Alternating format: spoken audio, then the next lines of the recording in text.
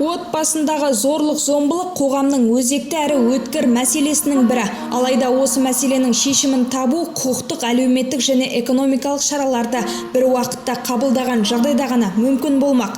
Көп жағдайда көрші есіктің ар жағында әйелдің соққыға жығылып жатқанына сену қиынға түседі. Осындай 10 жағдайдың 9-ында зорлыққа айыпты еркек болып шығады. Көбінесе бұл еркек жапа шеккен әйелдің күйеуі немесе көңілдесі, бірақ кей кезде ұлы, әкесі, бұрынғы күйеуі немесе отбасының өзге де мүшелері болып шығуы мүмкін. Бәріміз де отбасындағы зорлық-зомбылықтың куәгері болып жүрміз. Сондықтан да Арыс аудандық полиция бөлімі ескертеді. Егер де ерлі-зайыптылардың арасындағы айқай-шудың куәгері болсаңыз немесе бір адамның зәбір көріп жүргенін байқаған болсаңыз, сенім телефонына хабарласуларыңызды сұраймыз.